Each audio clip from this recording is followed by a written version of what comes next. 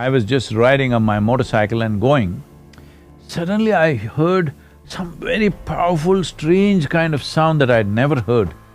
It kind of got me in the gut, literally in the gut, it just pulled me there. Later on I checked out, this is a instrument called Rudra Veena. If he strums it once, he will wait for seconds. Dong, and they'll wait before the next one and the next one, like this it is. Because the impact it has on you is such that it makes you go still.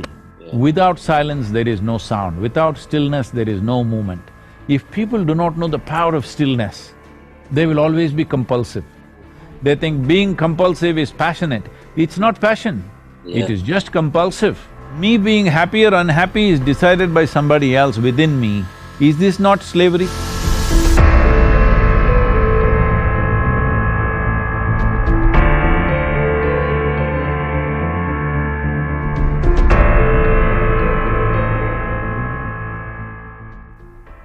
There are various aspects to this. One thing is, initially you asked this question about how a musician can bring about this change.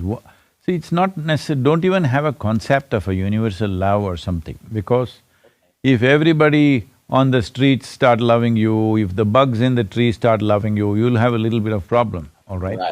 What we want is that you are able to accept and respect every other life. And even inanimate things, to have that regard and respect for everything, because the soil that you walk upon, the water that you drink, the air that you breathe, the food that you eat, this is what you are, all right? You have not seen any other force creating you, these are the things which are making you happen. So similarly, every other life, to accept them the way they are and to have respect and regard for who they are and whatever they are. They have different purposes, different sort of people, you can't go and do lovey-dovey with everybody, all right? But you can accept and respect them for who they are. That is most important. So in terms of music, I must tell you my experience of music. I grew up in 60s, early 70s, where it's all rock and roll and like this. My parents were steeped in classical music. Indian classical music is something I'll ask Tina or Vinod to send something to you to listen so that, you just get an idea what I'm talking about. They are steeped in it, but we are rock and roll. Why I am saying this is, see, the Western music, the way it is, now you are in what, some rhythm, what? I like blues, but they said something about your music, what is this? R&B. R&B. Yeah, rhythm and blues, is it? Yes. I'm a B.B. King fan, okay? Okay. I know B.B. King. And Magic Slim. I gotta do some research on Magic Slim. So right now, this rhythm, when we were growing up, the rock and roll, though it is quite violent in its expression, it gets your body moving. You can't help it, your body rocks with it. So there is a certain type of music which moves your body, which does certain things to you, which brings out certain passions and certain ways of expression. I'm not trying to, I'm not somebody who judges anything in terms of moral values, I'm just saying this is what it does.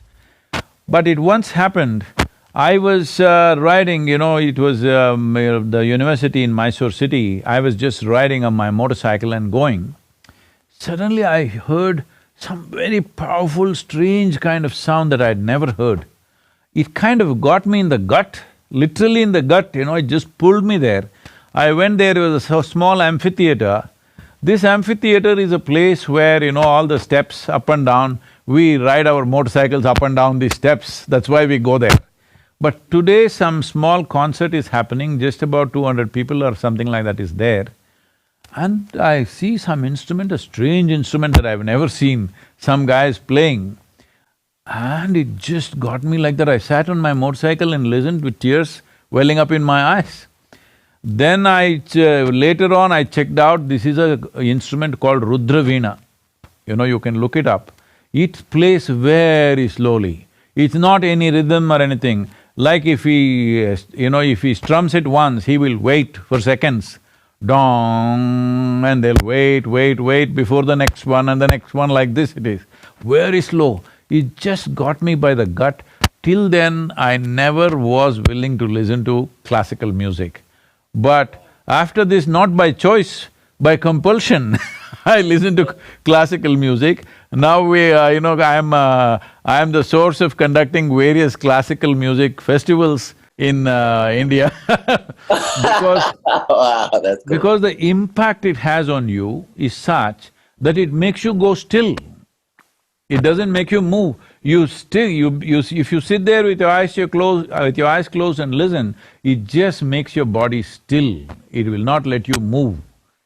So, you can create music towards a meditative purpose. I will ask him to send you a series of music, you listen to it and see how you can adapt it to your style of whatever. The basis of that, it's not that you have to play that kind of music, but you can use that basis to bring that. When people listen to you, yes, they need to dance, yes, they need to enjoy that. At the same time, they should also learn, because all movement comes from our stillness, all sound comes from silence.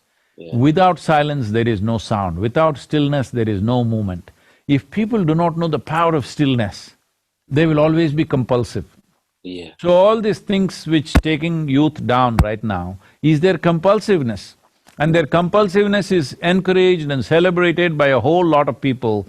They think being compulsive is passionate. It's not passion, it is just compulsive. So, the entire process of, like you come from a community which has been in slavery at one time. What does slavery mean? Somebody compels you to do something that you don't like to do. So, whether the compulsion happened from outside or from within, me being happy or unhappy is decided by somebody else within me. Is this not slavery? Because what happens within me, if you can decide, this is slavery, isn't it? When people decide what should happen around us, that itself is horrible slavery. When what happens within you is determined by just about anything around you, this is the worst kind of slavery. If you do not liberate populations from this slavery, or in other words, if people do not understand human experience blossoms from within us, not from around us. Unless they experience this, being joyful by our own nature, being blissful by our own nature will not happen. Unless that happens, the fear of suffering is what controls and rules the society. That is why everything else in the world, the biggest investment in the world is the gun and the bomb and the works, because fear is the basis of human control right now. Not our joy, not our sense, not our intelligence, not our love, but fear is the basis. If this has to go, the most important thing is our experience should not be determined by anything else. What happens within me must happen because of me, not because of something else. Thank you so much, Sal.